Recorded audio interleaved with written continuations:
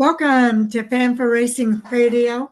I'm Fan for Racing Sharon, and joining me today is Taz, and we are here for the Darlington Fantasy Report for the NASCAR Cup Series, the very first race of the playoffs for this year. Yeah, we go from a regular season finale last year of Darlington to now we are the playoff kickoff this year. Of course, the annual Crown Jewel Southern 500 Sunday night fiasco. And this is going to be testing some of these playoff drivers, especially those ones that came in to the picture late in the last few weeks. So this is Southern 500. If we know it right, it's either the dominating dogs that we normally see or it's the underdog that prevails through. Absolutely. It's hard to say. Typically, it's a veterans track, though. It's usually those drivers. I think I read a stat earlier this week. It's drivers with 10 or more starts at Darlington that tend to win. Well, then Eric Jones must be the spoiler on that show because he's done it twice. Yes, Eric Jones is the exception to that rule. But here's the odds for the drivers that are going to be competing this weekend. What we have up here are the top four drivers, and they're all, well, I guess they're not all at the same. Yeah, the Larson deal, I'm surprised they're listing him as the number one guy. Hamlin should be swapped there. That's what I thought. I feel like Larson should be knocked down a couple spots. In all honesty, William Byron has had success here. I understand Larson has had success at Darlington before, and I know Darlington is the high line running track where that favors into Larson's hands. But I do not feel like, and I don't know what the Vegas odds people here that you see are believing in this point, but in my personal opinion, I feel like Hamlin should be the number one guy, and we can explain that later because there's a bunch of key factors that make him why he should be number one. Larson, in my opinion, should be like a number 3 or 4 at the very most. And I've seen that Ryan Blaney is up there too, which in a shocking sense surprises me. But at the same time, if we look at our past fantasy reports, NASCAR has said that Blaney should be a sleeper and avoid that guy, and he turns out to be the other way around. So, That's what happened at the last race. I'm kind of in the middle of Ryan Blaney. I like seeing him as high as he is, but I don't think he should be that high. Maybe a couple spots lower than what they're showing right there.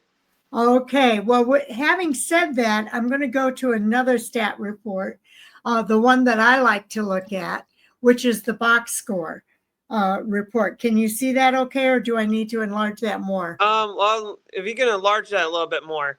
Okay, I think that's about as large as we're going to get. Okay. To the point that you're making, Ryan Blaney is down here with a 10.1 average start and an 18.8 average finish. His box score is down there too at 76.7. Denny Hamlin, on the other hand, again, to the other point that you were making, has an average start at 8.7. He's one of the only drivers that can improve his average finish position at 7.9. Everybody else, if you look at it, they go down from where they started. Everybody else. Holy crap. Jimmy Johnson's up there, and I know he's not racing this weekend. He's not racing this weekend, but these are his stats at Darlington. Yeah, he's one of the other ones that tends to improve from where he started, but there's not many of those. I'm glad the drivers. I'm glad that Truex is on here because this helps my case for Briscoe in a sense. Because as much as I have liked seeing the rise of Chase Briscoe, within, I should say, the last couple of months, the fact that Briscoe has won at Darlington in probably a very in a very low. I'm going to say low funded, even though they kind of weren't. Stuart Haas Racing, because they were performing not so hot last year, for obviously the many reasons that we know about.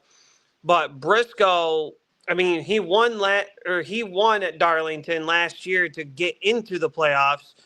So the fact that the fact that they're showing Truex helps the case of Briscoe being somebody But that should be either there's a starter or your garage/underdog guy to go now for the it. one thing I will say, for some reason they're showing him in car 56, which was the Michael Waltrip car. So, but it is saying a total of 25 races. So I think it's overall stats for him. Yeah. Yeah, I like that they're showing him in there. Yeah, like I said with the Ryan Blaney deal, he's all the way down there. So I'm not sure why they got him up so high. Reddick, on the other hand, although no wins at Darlington, like Larson, loves the top line. This favors into his wheelhouse. Yeah, I know there's a it does. couple of stats we'll probably hit on later on that will prove the fact of why Reddick should also be a top guy consideration. At first, I wasn't going to, and then looking at some of his stuff earlier today and late yesterday, it made me turn my head around. Of okay, Reddick should be a top guy to look at as well. Kyle Busch, on the other hand, I'm sorry, he may be up there. Yeah, he finished second last year, but I'm not putting my high hopes into him, unfortunately. It just hasn't been RCR's year this year. No, and then two other drivers I want to highlight on that scorecard. One I've already mentioned, Eric Jones, who's a two-time Southern 500 winner. Yes, he is. And Where is he? the one year he won it, the first time he won it, he was with Joe Gibbs in the 20.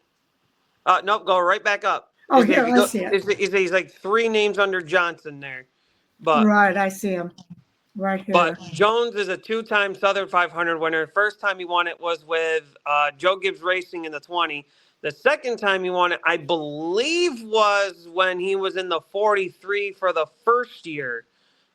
He's another one that's improving his position too, his finish from 20.6 to 13.5. And the one thing I do want to mention out with Eric Jones is that with him in Darlington, and some drivers just have this knack for some tracks, and I believe we've hit on this before a few weeks ago. But Eric Jones shines better under the lights at Darlington than he does running under the sun at Darlington. So this will probably favor him, and I know Legacy has been on quite the run as of late in the last, I'd say, about 2 months. And then Brad Keselowski, Darlington winner. Darlington winner. He's won here multiple times. You can't count him out, no matter. And I could see him be the spoiler for all these playoff drivers. Yes, he could be. He really could be. I agree with you about Reddick. I think Reddick could be underestimated, but this is his type of track. And I think that he could possibly do very, very well. Larson starts at 9.4, ends at 12.5. He does have a high driver rating, though, at 102.5. That's the second highest driver rating for the track. He's got 15 races to Hamlin's 26 races at Darlington, which makes Hamlin's stats even that much more impressive because it's taking into consideration so many starts that he's had at that track. And he has a 7.9 average finish. Nobody else comes even close to that. So I think that Hamlin is definitely the driver for this week. I full on agree with that one. And like the odds show, I don't think Larson's the top guy. Hamlin is the top guy. I don't believe that Blaney should be as high as they're rating him. I think this scorecard probably shows where he will more than likely sit. But then again, he could be that guy that we say, let's avoid him, and then he turns around like he's going to slap you in the face, like, doubt me again. has got to be Hamlin's golden year. And I know last year a lot of people said the same thing, and he ended up not getting there. But I think we'll this see what truly could happens. affect it. Sometimes I really feel like he sabotages himself every year. But we'll see what happens. With mental focus that it takes to excel at Darlington Raceway, there's never a fluke winner. The elite drivers show up at the front constantly at the 1.366 mile egg-shaped oval and performed at the highest level. That egg shape, by the way, is why it's so hard to set up a car for that track, because if you set up for one end of the track, it's not good at the other end. And it's just really, really tough. But good drivers are going to find a way. And that's one of the things I love about Eric Jones. Eric Jones races the track and he figures out a way.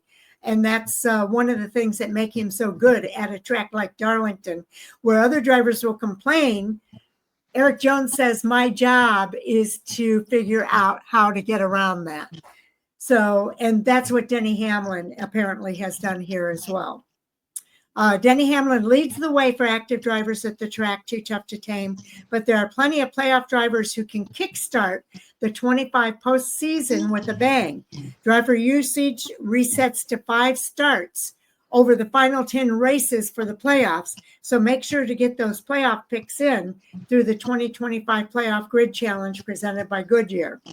The number one driver they're showing is none other than the one that both of us agree on, Denny Hamlin, right? Yeah, there's no surprise. I don't think he needs any more explanation. It's just written in the stars at this point. If you look at Denny Hamlin, after having a quiet final month of the regular season, look for Hamlin to be a primary threat this weekend. He's the only repeat winner. He's visited victory lane 3 times. Hamlin has led laps in all 11 events, the longest stretch for any driver since Darrell Waltrip did so in 17 consecutive races from 1976 to 1984.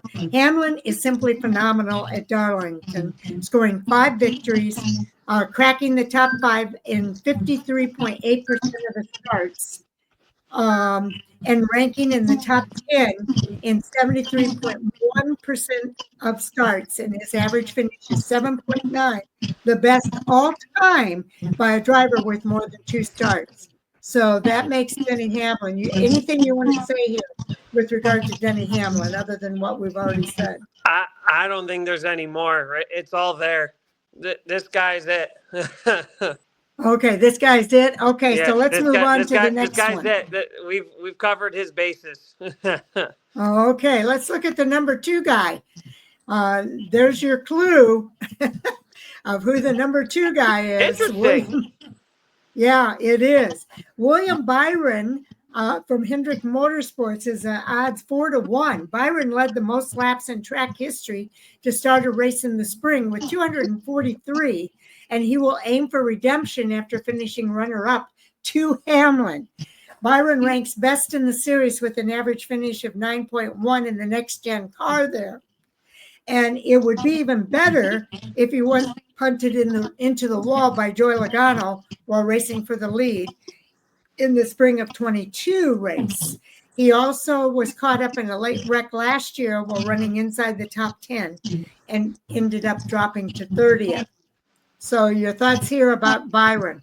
Basically, Byron's got to get over the bad bug. I mean,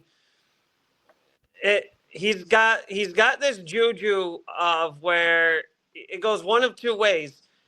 If it's the typical William Byron bug, he starts the season off well and then he's quiet. You don't hear or see much of him at all for the rest of the year. And then when playoffs spark, it's the same way. Or you could be like how he's been, or like I think it was 2 years ago, if I'm not mistaken. If it's not 2 years ago, then it was last year, where he was actually winning races throughout a sporadic part of the season, and then playoffs he kind of like fell off the face of the earth. So if I mean, I'm not saying Byron's not strong here. This will probably be a good start for him. But again, as NASCAR has mentioned, he's got two bugs that is biting him to be better than where he is. So if you want to put him as a starter, go ahead, but be ready to change him out if he hits the bad luck bug early. Okay. And I will say he did go through a slump throughout the summer, but I feel like Byron, and I've said this about Larson too, I think they'll both be strong in the playoff. Yeah, I fully agree. He'll be strong, but I do think there may be a couple tracks that he may be struggling with that I think could be the difference maker if he makes it through the next round. Not saying he's a guaranteed first round out here. I think he should make it out of the first round with no problem. But I know as the rounds progress, it's going to get tougher and tougher. And if Byron can't get out of the slump through those, he's going to struggle. My only complaint about Hendrick Motorsports in general is the number of times that they've been caught with pre-race violations and how many times I've had to have a crew chief ejected from the track. And last week, after they went through inspection, and it was Williams Byron's car, after they went through inspection, they were caught making adjustments to the spoiler. And that's why Rudy Fugel was ejected from the track. That bothers me because I never, ever want to see NASCAR. And I that's just me. And I feel that strongly about it. I don't want to see us crown a champion that's been caught cheating that many times. And Hendrick Motorsport's been caught a lot this season. Yeah, that's my only beef with Hendrick Motorsports. Yep, I full on agree. I mean, there's got to be a limit to how many. In my opinion, there should be a limit of how many times you get docked before NASCAR needs to go further into investigation of what are you doing in terms of suspensions and how many times you fail inspection or whatever. I think that they should be ejected and not drive that race. I feel that strongly about it. I mean, I think if NASCAR could implement a rule from a different motorsport known as Formula One, they do play this suspension or some sort of point system where if you are naughty so many times, or they have like a point system where if you hit, I think it's like 12 points within like a 1 year span, then you sit out for the next race. Yeah. Well, I think if you're caught once, my golden rule is if you're caught once, it's an accident. If you're caught twice, that's a little bit of a coincidence. But by the third time you're caught, it's become a really bad habit. And it's a habit that we don't want our champions to have. So to me, I think there needs to be a 3-tier system. And if it's for the organization. If that organization is caught 3 times, then it doesn't matter which driver is caught the next time, they're going to be eliminated because we cannot be crowning champions that are with an organization that has been cheating. NASCAR said that they're going to change that culture. They need to get stronger with their penalties if they sincerely want to change that culture, in my opinion. Fully agree with that. Okay. And I like the drivers. It's nothing against the drivers personally. It's against the organization that is breeding a culture of cheating. Who do we got now? Okay. Speaking of the devil. Here's another one. Okay. Hendrick Motorsports number 5 Chevrolet. Odds are 6-1.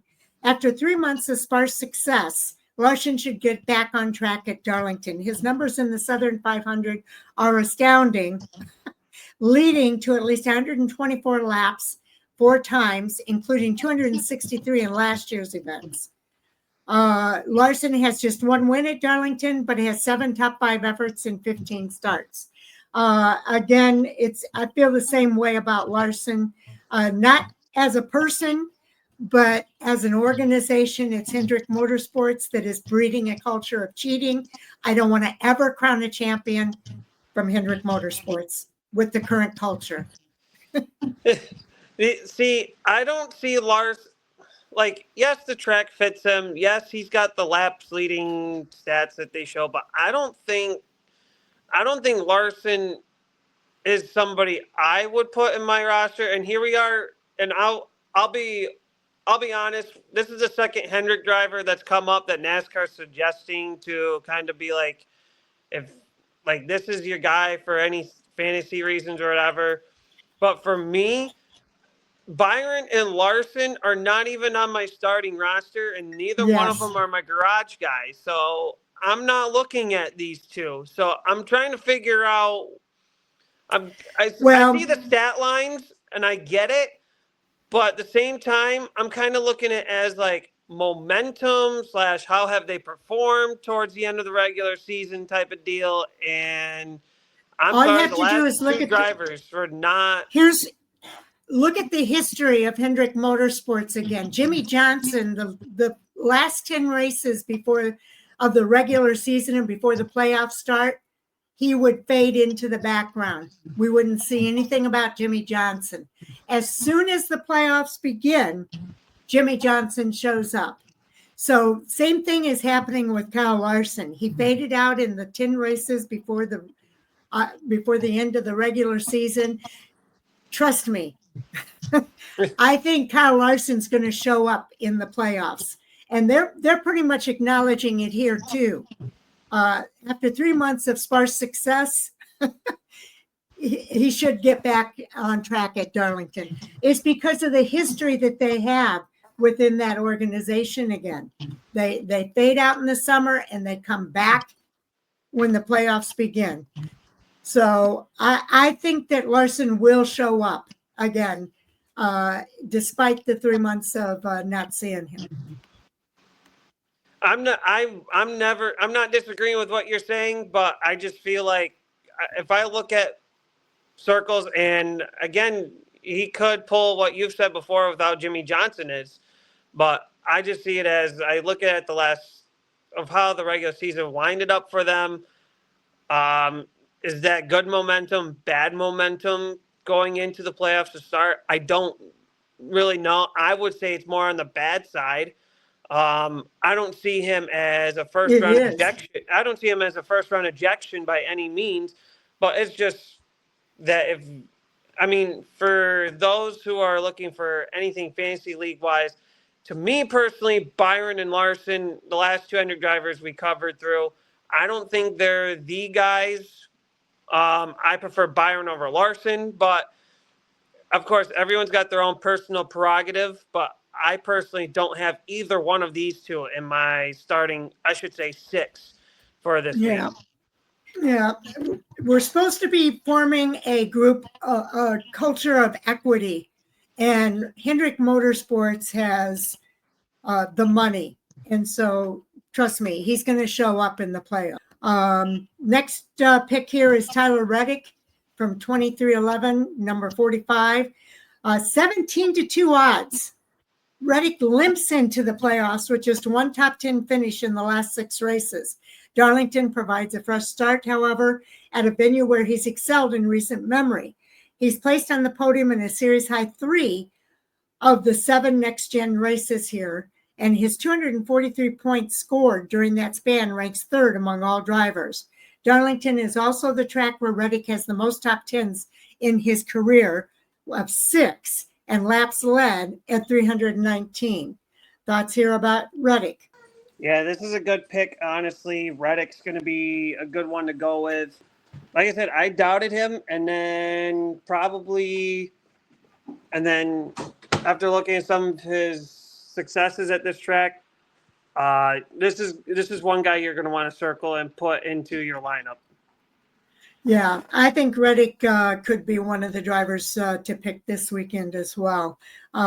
He does have some good stats here. It is one of his better tracks. He hasn't closed out as well as he should, and that's the problem with Reddick, is he's not a closer like you would see in like a Kevin Harvick. He needs to get better at closing out. He runs well.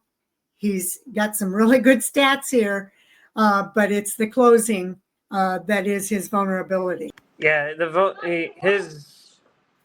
if he can get over that inconsistency, he's got it. He's got it. You're right. Okay, next up, Chase Briscoe. Okay, he's a sleeper pick from Joe Gibbs Racing. His odds are at 12-1. Given Briscoe is the defending winner of this event, competing for a dissipating Stewart-Haas Racing, he could be on the verge of must-start territory this weekend. He has top fives in 2 of the last 3 Darlington races. He's often alluded to the Lady in Black as being among his favorite venues. Briscoe could make some noise in the playoffs, and it is a plausible championship 4 pick. Thoughts there? No, I like that they highlight him as a sleeper, given the success of Truex, and with how Briscoe performed last year in this race with poorly ran Stewart-Haas Racing, and he managed to win. This can only mean Chase Briscoe's on the uprise. This is going to be a good pick to go with for your lineup this week. Yeah, Chase Briscoe is very good in the next-gen car. And what I like about it is that he never drove the old car. So this is where he's developed his skills in the Cup Series, is in that next-gen car. And I think that's going to benefit him over some of the others that have had to overcome the other car. So I like Chase Briscoe as a pick. Next up, we've got Chris Buescher. Chris Buescher, 25-1. He is the number 17 Ford for RFK Racing, moving outside the playoff bubble. Buescher is among the best of the rest entering this weekend. Despite finishing 10th in the regular season points, the number 17 missed the postseason after not winning a regular season race for the second year in a row. Buescher is a suitable pick for this weekend, with all 6 of his Darlington top 10s coming in the last 9 races. He's a little bit similar to Briscoe in that most of his career has been in the next-gen car. I'm surprised that they highlighted him. Yeah, if you look at his stats. I honestly wasn't prepared for him. I feel like if there was an RFK driver to cover, it would be the boss man, but I didn't expect Buescher in this case. Yeah, let me look at the box score here for Buescher. Let me see where Buescher shows up on the box score.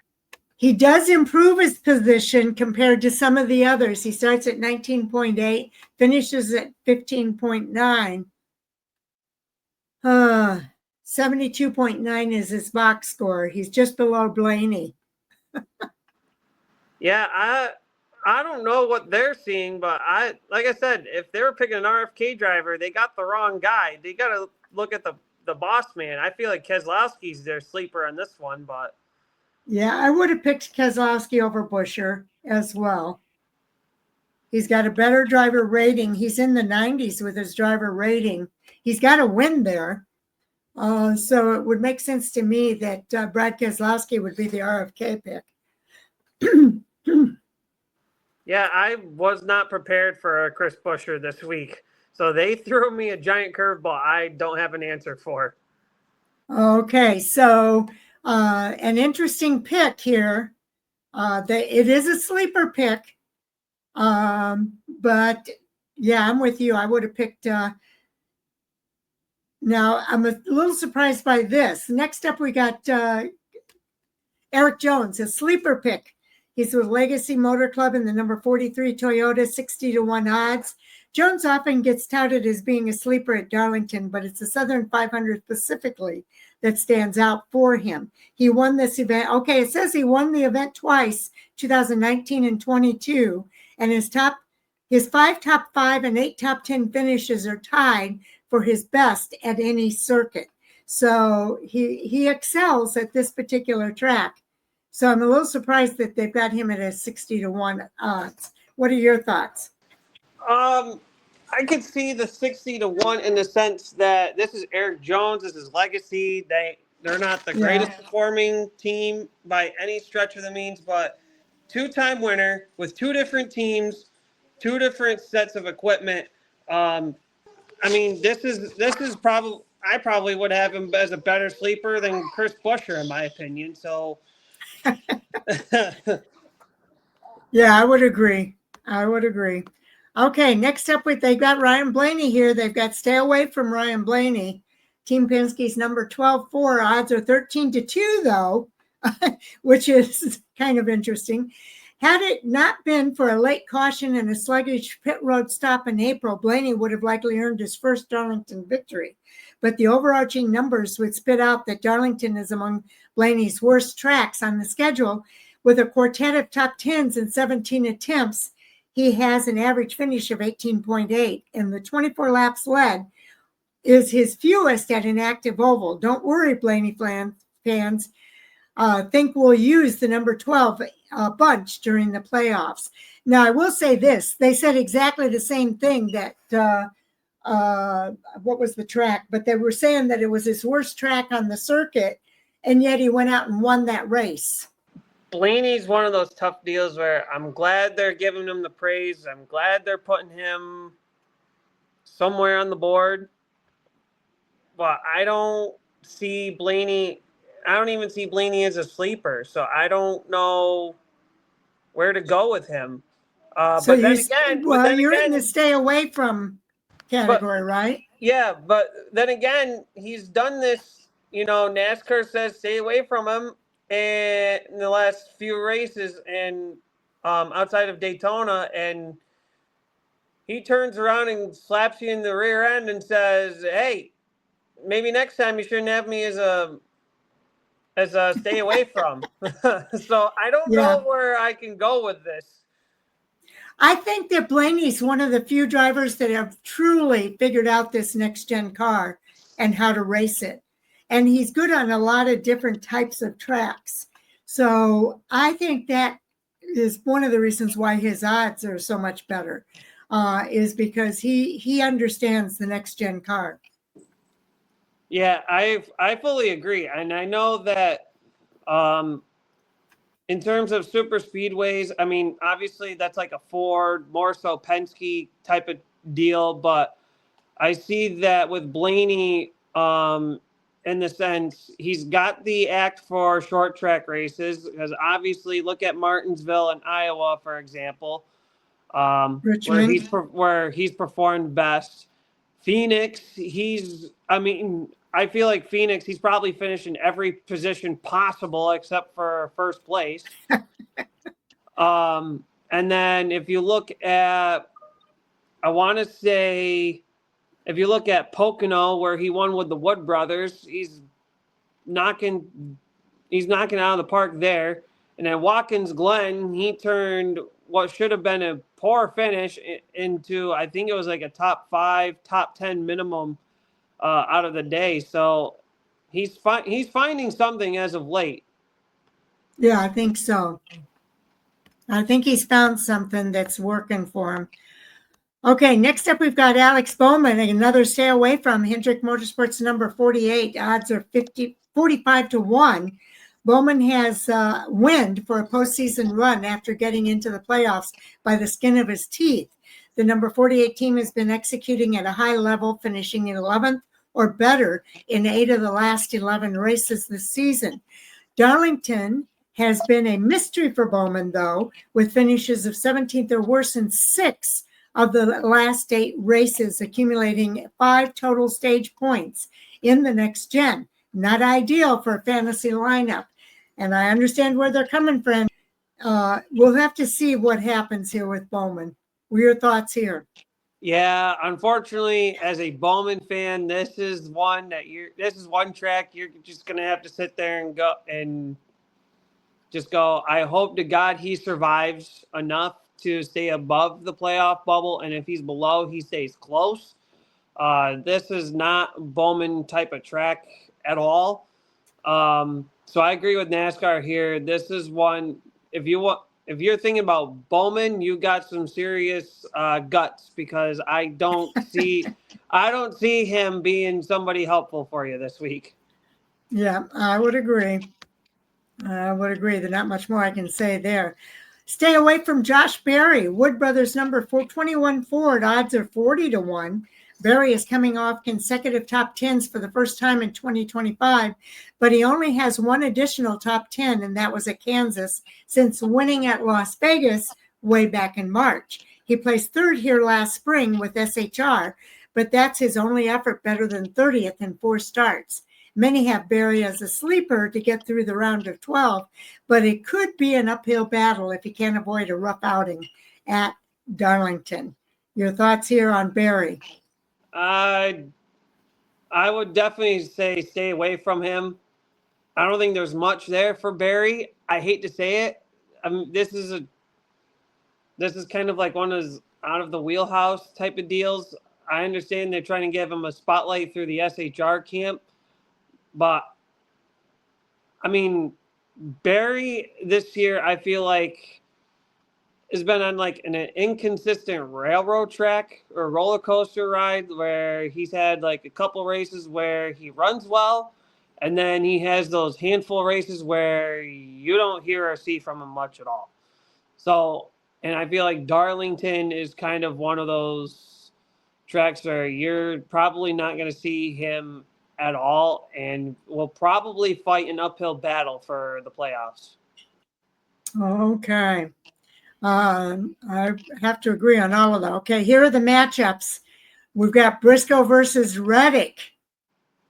While Reddick is listed as a starter, Briscoe as a sleeper. The number 19 car should get the nod in a heads-up finishing battle. These two conversely flip-flop throughout the race, as Reddick often scores stage points and Briscoe rallies late in races with runner-up finishes in 3 of his last 7 races.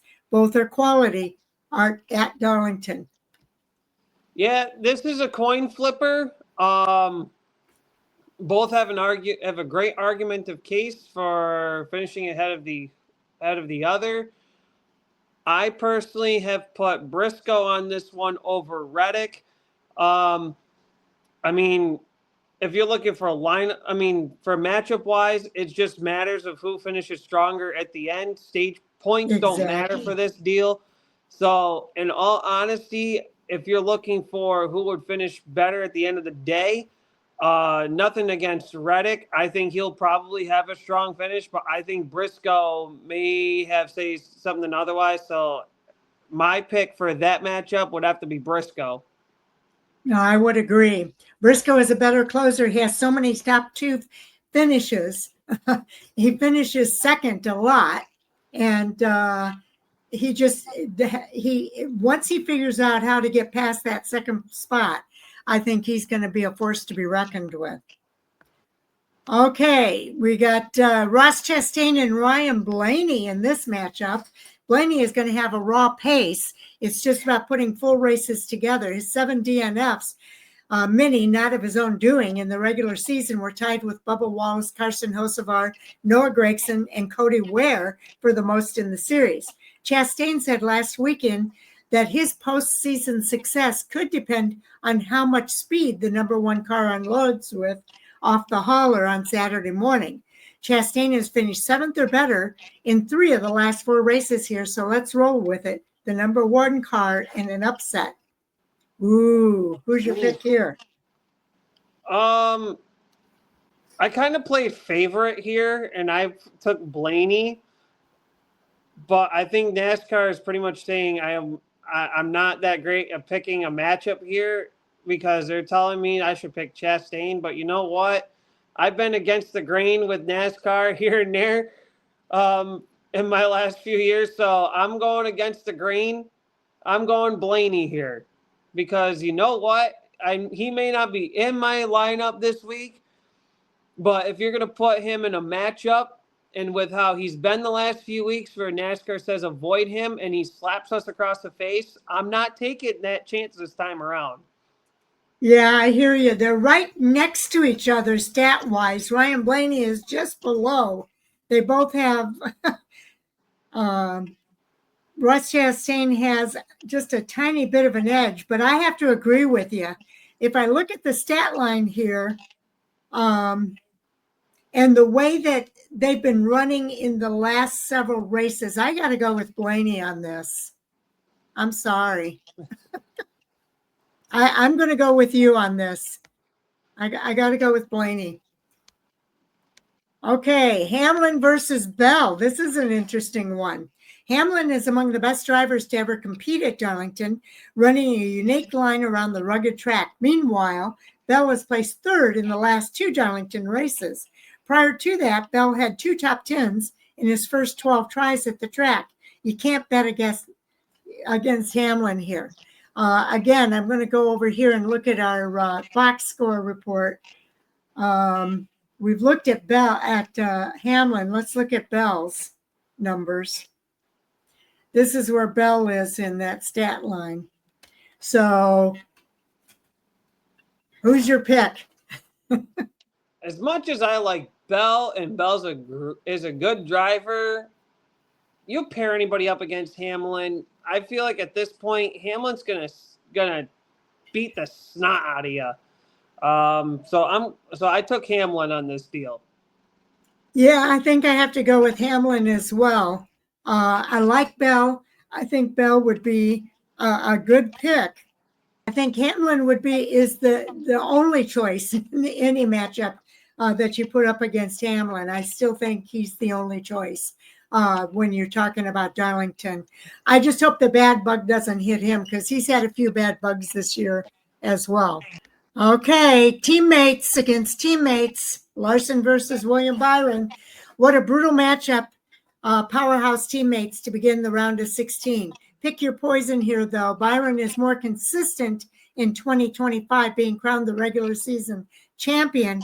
It wouldn't surprise me if these two Hendrick drivers are challenging each other for the checkered flag. Thoughts here? In terms of Byron versus Larson,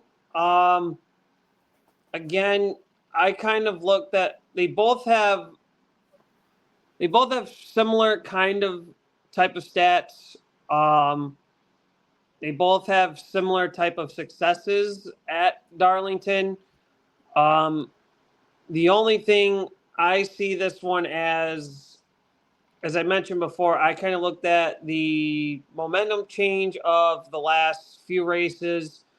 I feel like Byron probably had the better shot versus Larson. So I'm going to take the shot of Byron over Larson. Here's the thing about Kyle Larson as well. And I think Kyle Larson takes chances that a lot of other people wouldn't take on the track. And he gets himself into situations that put him out of the race. Byron, on the other hand, tends to be a little more methodical in his racing, working his way methodically. If he does get put back, he'll figure out a way to get back up front. Larson can do that too, but it's his taking too many chances at the expense of other drivers that get him in a lot of trouble. I do think he's going to show up in the playoffs. For me, this is a toss-up between these two drivers. But I think Darlington is one of those tracks that if he tries to take those chances, it's going to bite him more than it's going to help him. I'll go with William Byron here. I think he's the more sensible driver. All right, 4 matchups, and we all agreed on the same driver. Oh my gosh, when has that ever happened? So now the question remains, as you just pulled up, the lineup deal. I want to see what they have. Hamlin, Byron, Larson, Reddick, Briscoe with Buescher as the garage. I will tell you right now, I have 3 of those in my lineup, and the other 3 are not even in it. Another 3 are I tossed out the window. Okay, so tell me who your top 5 are. My top 5, I have Hamlin, Logano, who I'm a little surprised that was not on NASCAR's radar. I have Tyler Reddick. Another one we've talked about 3 of the 4 Hendrick drivers, and the 4th one was never mentioned at all, and I have him. That's Chase Elliott. I feel like Elliott probably should have a Darlington win if he didn't get snubbed or get taken out the one year. And I have Chase Briscoe to round up my 5. Okay, I think those are good picks. Okay, for my top 5, Hamlin for sure. Reddick. I'm going to take a chance on Eric Jones. I'm going to take a chance on Christopher Bell. How many have I given you? You got 4. I'm going to go with Ryan Blaney. I'm going to take a chance on him. I picked him down below as well. I'm going to take a chance with Ryan Blaney. I'm going to put him in my top 5. Okay, now then, our garage pick. Who's your garage pick? Did I take Briscoe? No, you do not have Briscoe in your 5. Okay, Briscoe's my garage guy. I went back and forth for my garage pick. I didn't make my garage pick as the playoff spoiler. I kind of went on the Ford RFK Brad Keselowski direction. I took Keselowski. I took him. Yeah, I thought about him too. Him and Jones were back and forth on my garage pick, but I went with Jones. I know they say stay away from him.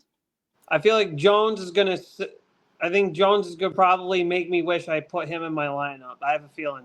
Okay. Yeah, I like Jones at Darlington, and I'm going to keep him in my lineup. But, yeah, I just think it's interesting. I think we had an interesting week here for the Darlington picks. Oh, fully agree. I mean, like I said to start the show, Darlington's either a dominator's track or you got the underdog that pushes through and spoils the show. Well, not really spoil the show, but spoils the party for the big guns. Yes.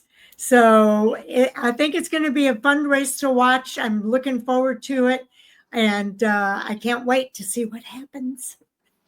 Oh, me too. This is going to be one heck of a show we'll see this week. It is indeed. Do watch for more coming from Fanfare Racing Radio. We do have 5 previews out already. There's 5 races this weekend. There's 2 ARCA races, ARCA West and the ARCA Menard Series. There's the Xfinity and Truck Series races. They're all racing between Portland and Darlington, but the ARCA Menard Series is also racing their second consecutive race on dirt at DuQuoin, at the DuQuoin State Fairgrounds. So I think that's going to be a fun one to watch as well. So a lot going on this weekend over Labor Day, and I hope everybody stays safe and enjoys time with your family and friends. Yeah, everyone enjoy the holiday weekend and just take in as much racing as you can, but don't overdo it yourself. There you go. We will be back on Monday. I'm going to be doing all the reviews myself. I'll get those out probably between Monday and Tuesday. And then on Tuesday night, we are doing our NASCAR Hot Topic Sound Off at 10 o'clock Eastern Time here on Fanfare Racing Radio. That is a live stream. And so we'll discuss, I'm sure after Darlington, there's going to be a few hot topics to discuss. I would definitely believe it. I could see the playoff picture changing drastically for the first race. So we'll see how it goes. We'll see how it goes. And we can't leave without saying thank you, everybody, for tuning in. We do appreciate each and every one of you. And we'll see you on the other side of the race weekend. All right, take care, everybody.